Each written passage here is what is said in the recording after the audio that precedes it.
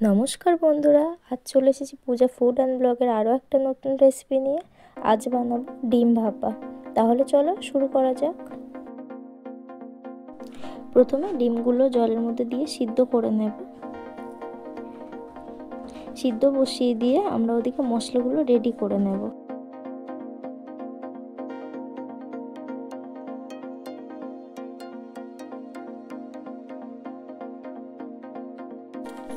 এখানে আমাদের লাগবে 1 চামচ কালো সর্ষে, 2 চামচ সাদা সর্ষে,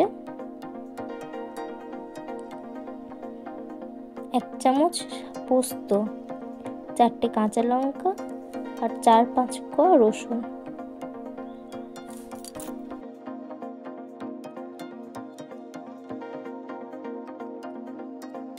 ডিমগুলো এখানে সিদ্ধ হয়ে গেছে, তুলে নেব। এবারে একটা বোলের মধ্যে সর্ষের যে পেস্টটা করেছিলাম সেটা ঢেলে নেব।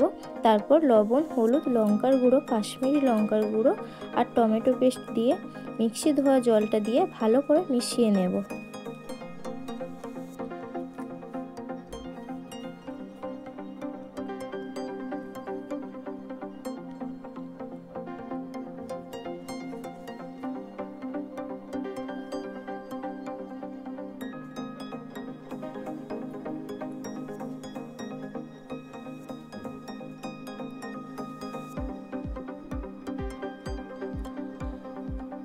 কড়াইতে তেল দিয়ে একটু লবণ, হলুদ, লঙ্কার গুঁড়ো দিয়ে ডিমগুলো ভেজে তুলে নেব।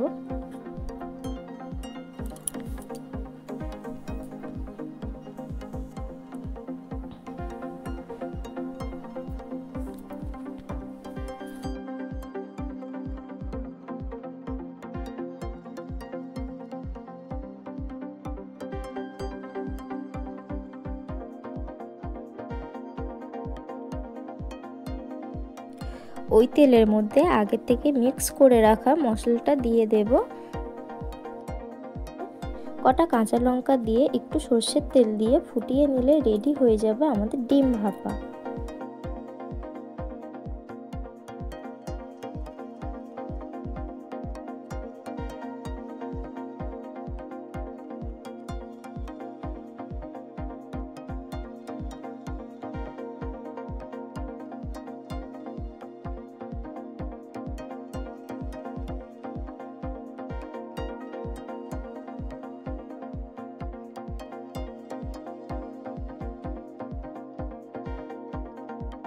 রেসিপিটি ভালো লাগলে একটি লাইক, কমেন্ট, শেয়ার করে দিও।